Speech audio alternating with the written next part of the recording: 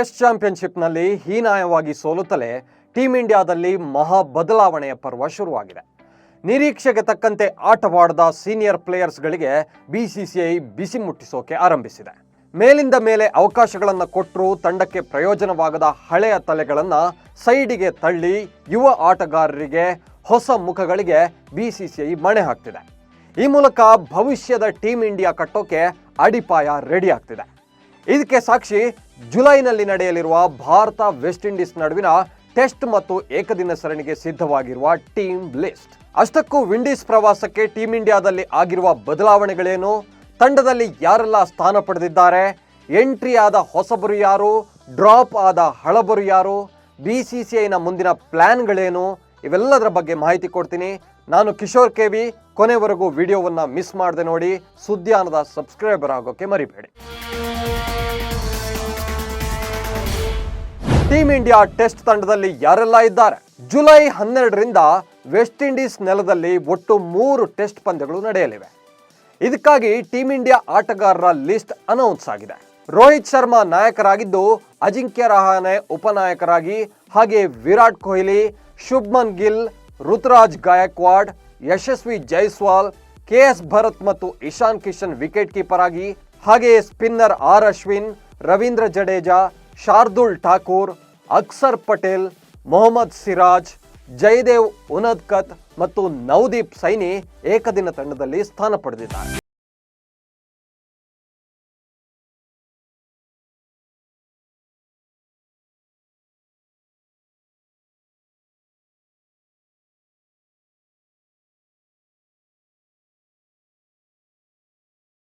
ವಿರುದ್ಧದ ಟೆಸ್ಟ್ ಸರಣಿಗೆ ಆಯ್ಕೆಯಾಗಿರುವ ಆಟಗಾರರು. ಆದರೆ ಈ ತಂಡದಿಂದ 2 ಪ್ರಮುಖ ಹಿರಿಯ ಆಟಗಾರರು ಡ್ರಾಪ್ ಆಗಿದ್ದಾರೆ. ಚೇತೇಶ್ವರ್ ಪೂಜಾರ ಮತ್ತು ವೇಗದ ಬೌಲರ್ ಉಮೇಶ್ ಯಾದವ್ ಇಬ್ಬರು ಟೀಂ ಇಂಡಿಯಾದಲ್ಲಿ ಸ್ಥಾನ ಕಳೆದುಕೊಂಡಿದ್ದಾರೆ. ಅದರಲ್ಲೂ ಪೂಜಾರ ಅಂತೂ ಫಾರ್ಮ್ ಕಳೆದುಕೊಂಡು ವರ್ಷವೇ ಆಗಿದೆ. IPL ಟೂರ್ನಿ ಸಂದರ್ಭದಲ್ಲಿ ಪೂಜಾರ ಇಂಗ್ಲೆಂಡ್ನಲ್ಲಿ ಸುಮಾರು 2 ತಿಂಗಳುಗಳ ಕಾಲ ಕೌಂಟಿ ಕ್ರಿಕೆಟ್ ಆಡಿದ್ರು. ವರ್ಲ್ಡ್ ಟೆಸ್ಟ್ ಚಾಂಪಿಯನ್ಶಿಪ್ಗೆ ಸಕಲ ತಯಾರಿ ನಡೆಸಿದ್ರು. ಆದರೂ ಕೂಡ ಆಸ್ಟ್ರೇಲಿಯಾ ವಿರುದ್ಧದ ಟೆಸ್ಟ್ ಚಾಂಪಿಯನ್ಶಿಪ್ ಫೈನಲ್ನಲ್ಲಿ ಪೂಜಾರ ಬ್ಯಾಟ್ನಿಂದ ರನ್ ಬಂದೇ ಇಲ್ಲ.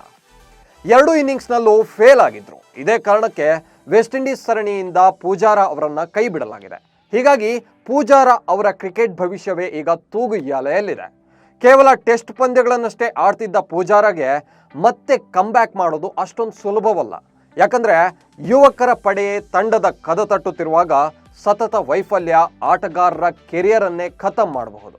ಪೂಜಾರ ಮತ್ತೆ ರಣಜಿ ಸೇರಿದಂತೆ ಪ್ರಥಮ ದರ್ಜೆ ಟೂರ್ನಿಗಳನ್ನು ಆಡಲೇಬೇಕಾದ ಅನಿವಾರ್ಯ ಪರಿಸ್ಥಿತಿ ಈಗ ನಿರ್ಮಾಣವಾಗಿದೆ. ಮತ್ತೊಂದು ಕಡೆ ಅನುಭವಿ ವೇಗಿ ಉಮೇಶ್ ಯಾದವ್ ಕಥೆಯೂ ಅಷ್ಟೇ. ಟೆಸ್ಟ್ ಚಾಂಪಿಯನ್ಶಿಪ್ ಫೈನಲ್ ಪಂದ್ಯದಲ್ಲಿ ಯಾದವ್ ಕಂಪ್ಲೀಟ್ ಫೇಲ್ ಆಗಿದ್ರು. ಹೀಗಾಗಿ ಯಾದವ್ ಅವರನ್ನ ಈ ಬಾರಿ ಮನೆಯಲ್ಲೇ ಕೂರಿಸಲಾಗಿದೆ. ಇನ್ನು ಪ್ರಥಮ ದರ್ಜೆ ಕ್ರಿಕೆಟ್ ಮತ್ತು IPLನಲ್ಲಿ ಅದ್ಭುತ ಪ್ರದರ್ಶನ ನೀಡಿದ್ದ ಋತುರಾಜ್ ಗಾಯಕ್ವಾಡ್ ಮತ್ತು ಯಶಸ್ವಿ ಜೈಸ್ವಾಲ್ ಟೆಸ್ಟ್ ತಂಡಕ್ಕೆ ಆಯ್ಕೆಯಾಗಿರುವ ಹೊಸಬರು. ಅದರಲ್ಲೂ ಯಶಸ್ವಿ ಜೈಸ್ವಾಲ್ಗಂತೂ ಉಜ್ವಲ ಭವಿಷ್ಯವಿದೆ. T20, ಒನ್ ಡೇ ಮತ್ತು ಟೆಸ್ಟ್ ಹೀಗೆ 3 ಫಾರ್ಮೆಟ್ಗಳಲ್ಲೂ ಆಡೋ ತಾಕತ್ತು ಹೊಂದಿರುವ ಜೈಸ್ವಾಲ್ ಭವಿಷ್ಯದ ಸ್ಟಾರ್ ಆಟಗಾರ ಅನ್ನೋದರಲ್ಲಿ ಯಾವುದೇ ಅನುಮಾನ ಇಲ್ಲ. ಹಾಗೆಯೇ ಇಶಾನ್ ಕಿಶನ್ ಮತ್ತು KS ಭರತ್ಗೂ ಟೆಸ್ಟ್ ತಂಡದಲ್ಲಿ ಸ್ಥಾನ ನೀಡಲಾಗಿದೆ. ಕೊಹ್ಲಿ, ರೋಹಿತ್ ಶರ್ಮಾರಂಥ ಆಟಗಾರರು ನಿವೃತ್ತಿಯಾದಾಗ ಟೀಂ ಇಂಡಿಯಾ ಟೆಸ್ಟ್ ತಂಡಕ್ಕೆ ಈ ಆಟಗಾರರು ಸ್ಥಾನವನ್ನು ತುಂಬಬೇಕು ಅನ್ನೋ ಕಾರಣಕ್ಕೆ ಬಿಸಿಸಿಐ ಮುಂದಾಲೋಚನೆ ಮಾಡಿಯೇ ಯುವ ಆಟಗಾರರಿಗೆ ಟೆಸ್ಟ್ ತಂಡದಲ್ಲಿ ಚಾನ್ಸ್ ನೀಡುತ್ತಿದೆ. ಅದೇ ರೀತಿ ಬೌಲಿಂಗ್ ಡಿಪಾರ್ಟ್ಮೆಂಟ್ಗೆ ಬಂದಾಗ ಮುಕೇಶ್ ಕುಮಾರ್, ಜಯದೇವ್ ಉನದ್ಕತ್ ಮತ್ತು ನವದೀಪ್ ಸೈನಿಯನ್ನ ಟೆಸ್ಟ್ ತಂಡಕ್ಕೆ ಸೇರ್ಪಡೆಗೊಳಿಸಲಾಗಿದೆ. ಅಜಿಂಕ್ಯ ರಹಾನೆ ಅವರನ್ನ ಮತ್ತೆ ಉಪನಾಯಕರನ್ನಾಗಿ ಆಯ್ಕೆ ಮಾಡಲಾಗಿದೆ. ಈ ಹಿಂದೆ ಕೊಹ್ಲಿ ಕ್ಯಾಪ್ಟನ್ ಆಗಿದ್ದ ಸಂದರ್ಭದಲ್ಲಿ ರಹಾನೆ ವೈಸ್ ಕ್ಯಾಪ್ಟನ್ ಆಗಿದ್ರು. ಬಳಿಕ ಆ ಪಟ್ಟದಿಂದಲೂ ಅವರನ್ನ ಡ್ರಾಪ್ ಮಾಡಲಾಯಿತು. ಕೆಲ ಕಾಲ ತಂಡದಲ್ಲೂ ಸ್ಥಾನ ಕಳೆದುಕೊಂಡಿದ್ರು. ಆದ್ರೀಗ ಮತ್ತೆ ಕಮ್ಬ್ಯಾಕ್ ಮಾಡಿರುವ ರಹಾನೆ ವರ್ಲ್ಡ್ ಟೆಸ್ಟ್ ಚಾಂಪಿಯನ್ಶಿಪ್ನಲ್ಲಿ ಭಾರತದ ಪರ ಅತಿ ಹೆಚ್ಚು ಸ್ಕೋರ್ ಮಾಡಿದ್ರು. ರಹಾನೆಯನ್ನ ವೈಸ್ ಕ್ಯಾಪ್ಟನ್ ಮಾಡಿರೋದ್ರಲ್ಲಿ ಇನ್ನೊಂದು ಸಂದೇಶ ಕೂಡ ಅಡಗಿದೆ. ಮುಂದಿನ ಟೆಸ್ಟ್ ಸರಣಿಗಳಲ್ಲಿ ರೋಹಿತ್ ವಿಫಲರಾದರೆ Rahane team India test captain ಆಗೋದು ಫಿಕ್ಸ್.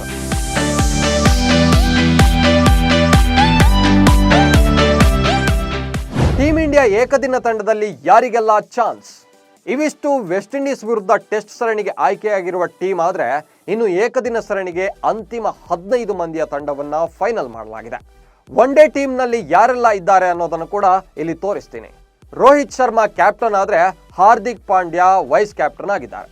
ವಿರಾಟ್ ಕೊಹ್ಲಿ, ಶುಭ್ಮನ್ ಗಿಲ್, ರಿತುರಾಜ್ ಗಾಯಕ್ವಾಡ್, ಸೂರ್ಯಕುಮಾರ್ ಯಾದವ್, ಸಂಜು ಸ್ಯಾಮ್ಸನ್, ಇಶಾನ್ ಕಿಶನ್, ಶಾರ್ದೂಲ್ ಠಾಕೂರ್, ರವೀಂದ್ರ ಜಡೇಜಾ, ಅಕ್ಸರ್ ಪಟೇಲ್, ಯಜ್ವೇಂದ್ರ ಚಹಲ್, ಹಾಗೆ ಕುಲ್ದೀಪ್ ಯಾದವ್, ಜಯದೇವ್ ಉನದ್ಕತ್, ನಂತರ ಮೊಹಮ್ಮದ್ ಸಿರಾಜ್, ಹಾಗೆ ಉಮ್ರಾನ್ ಮಲಿಕ್, ಜೊತೆಗೆ ಮುಖೇಶ್ ಕುಮಾರ್ ಕೂಡ ಟೀಮ್ ಇಂಡಿಯಾ ಏಕದಿನ ತಂಡದಲ್ಲಿ ಸ್ಥಾನ ಪಡೆದಿದ್ದಾರೆ.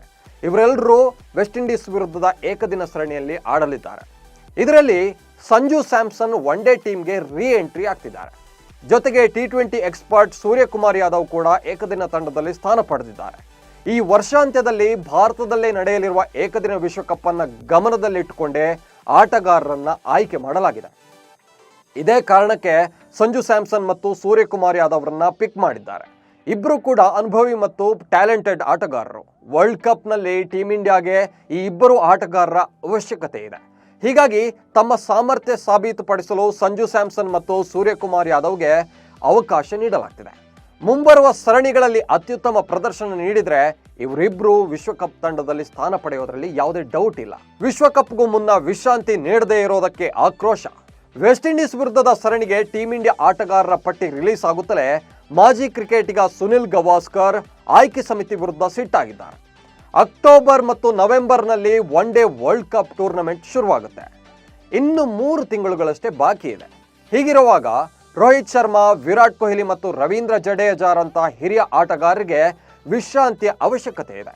ಅವರಿಗೆ ರೆಸ್ಟ್ ನೀಡೋದು ಬಿಟ್ಟು ವೆಸ್ಟ್ ಇಂಡೀಸ್ ಸರಣಿಗೆ ಕಳುಹಿಸ್ತಿರೋದು ಯಾಕೆ ಅಂತ ಸುನಿಲ್ ಗವಾಸ್ಕರ್ ಪ್ರಶ್ನಿಸಿದ್ದಾರೆ. ವರ್ಲ್ಡ್ ಟೆಸ್ಟ್ ಚಾಂಪಿಯನ್ಶಿಪ್ ಬಳಿಕ ಈಗ ಯಾವುದೇ ಮ್ಯಾಚ್ಗಳು ನಡೀತಿಲ್ಲ. ಆದರೆ ವೆಸ್ಟ್ ಇಂಡೀಸ್ನಲ್ಲಿ ಜುಲೈ 12ರಿಂದ ಟೆಸ್ಟ್ ಸರಣಿ ಆಡಲಿರುವ ಟೀಮ್ ಇಂಡಿಯಾ ಪ್ಲೇಯರ್ಸ್ ಜುಲೈ 1 ಅಥವಾ 2ನೇ ತಾರೀಕಿನಿಂದಲೇ ಅಭ್ಯಾಸ ಪಂದ್ಯಗಳನ್ನು ಆಡಲಿದ್ದಾರೆ. ಆಗ ಕೇವಲ 20 ದಿನಗಳಷ್ಟೇ ವಿಶ್ರಾಂತಿ ತೆಗೆದುಕೊಂಡಂತಾಗುತ್ತೆ. ಸೀನಿಯರ್ ಪ್ಲೇಯರ್ಸ್ಗಳಿಗೆ ಕನಿಷ್ಠ 40 ದಿನಗಳಾದರೂ ಬ್ರೇಕ್ ಬೇಕು ಅಂತ ಸುನಿಲ್ ಗವಾಸ್ಕರ್ ಹೇಳಿದ್ದಾರೆ. ಇಷ್ಟೇ ಅಲ್ಲ, ಕಳೆದ ಕೆಲ ವರ್ಷಗಳಿಂದ ಟೀಮ್ ಇಂಡಿಯಾ ಕದ ತಟ್ಟುತ್ತಿರುವ ಮುಂಬೈ ಮೂಲದ ಬ್ಯಾಟ್ಸ್ಮನ್ ಸರ್ಫರಾಜ್ ಖಾನ್ರನ್ನ ಇನ್ನೂ ಕೂಡ ತಂಡಕ್ಕೆ ಆಯ್ಕೆ ಮಾಡಿಲ್ಲ ಯಾಕೆ ಅಂತಾನು ಪ್ರಶ್ನಿಸಿದ್ದಾರೆ.